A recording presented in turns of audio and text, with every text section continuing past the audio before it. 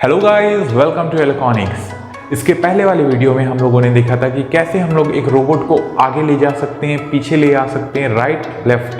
तो आज के इस वीडियो में उसी कॉन्सेप्ट के मदद से आज हम लोग voice control robot, gesture control robot and button control robot बनाने वाले हैं। तो बने रहिए इस वीडियो के साथ। आप इस वीडियो के एंड तक इस 3 रोबोट को बहुत ही इजीली बना सकते हैं।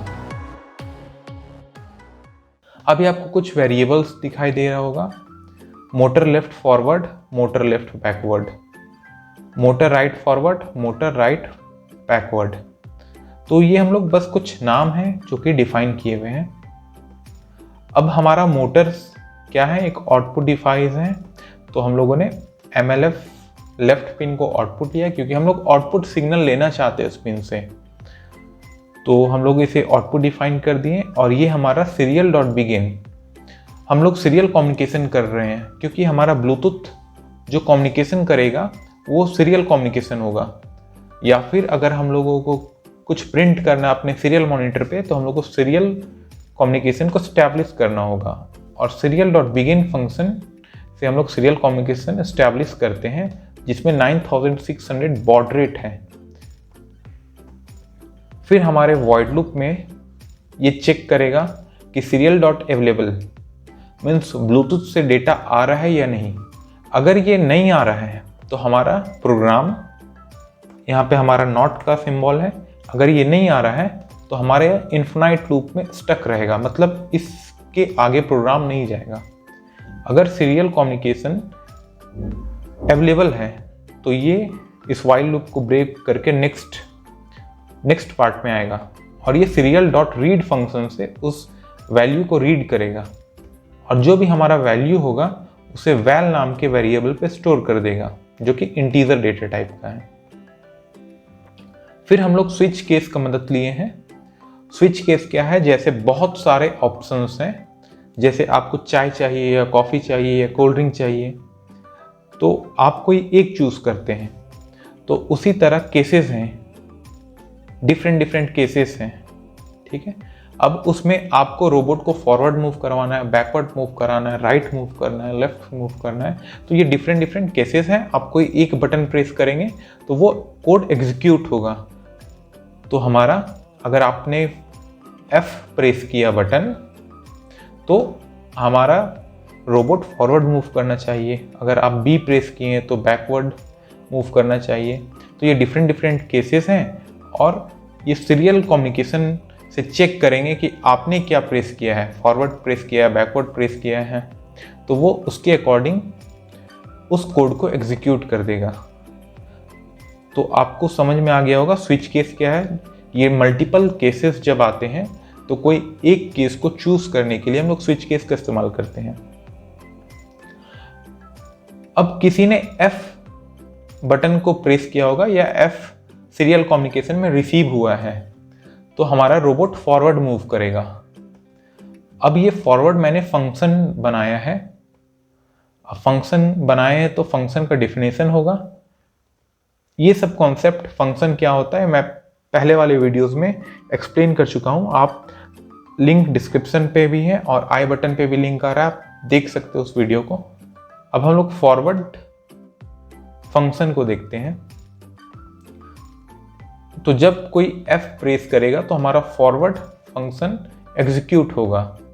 तो ये मोटर लेफ्ट को हाई करेगा जो कि हमारा फॉरवर्ड वाला पिन है और मोटर राइट के फॉरवर्ड वाले पिन को हाई करेगा और बैकवर्ड वाले पिन को लो कर देगा। इट मीन्स हमारा मोटर आगे मूव करने लगेगा।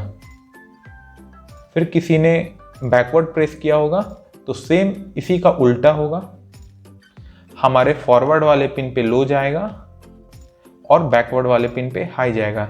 इससे क्या होगा, हमारा मोटर बैक साइड मूव करने लगेगा और सीरियल डॉट प्रिंट एलन इस फंक्शन के मदद से हम लोग सीरियल मॉनिटर पे देख पाएंगे कि हमारा मूविंग बैकवर्ड लिखा हुआ आ रहा है कि नहीं।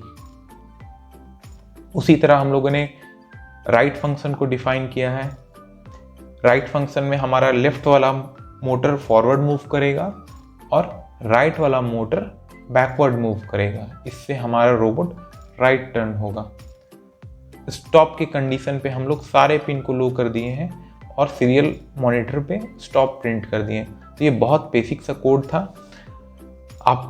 हम लोग इस कोड को अपने आर्डिनो में अपलोड करते हैं। आप एक बात का जरूर ध्यान रखें, आपको कोड अपलोड करने से पहले ब्लूटूथ मॉड्यूल का कनेक्शन हटा दें, क्योंकि हमारे आर्डिनो में सीरियल कम्युनिकेशन का चैनल बस एक है। अगर आप कोड अपलोड कर रहे हैं तो वो भी सीरियल कम्युनिकेशन के मदद से वो कोड अपलोड हो रहा है, या फिर आप ब्लूटूथ को कनेक्ट किए हुए हैं तो भी वो सीरियल कम्युनिकेशन हो रहा है। तो अगर आप ब्लूटूथ कनेक्ट किए हुए हैं तो वो सीरियल कम्युनिकेशन आपके कंप्यूटर और आर्डिनो के बीच नहीं हो पाएगा। इसीलिए आप पहले ब्लूटूथ को हटा दें। अब कोड को अपलोड करें।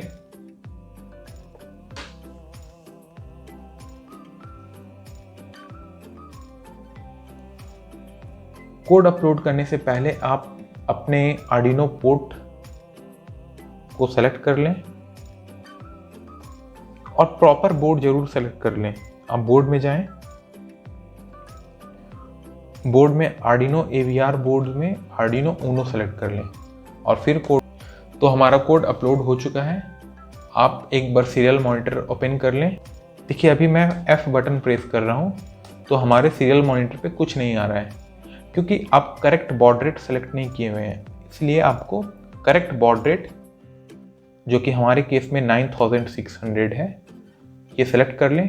फिर F बटन प्रेस करें और ये लिखा हुआ आ जाएगा मूविंग फॉरवर्ड। ये हमारा केस ये वाला एग्जीक्यूट हुआ है। अब हम लोग बटन B को प्रेस करते हैं, मूविंग बैकवर्ड।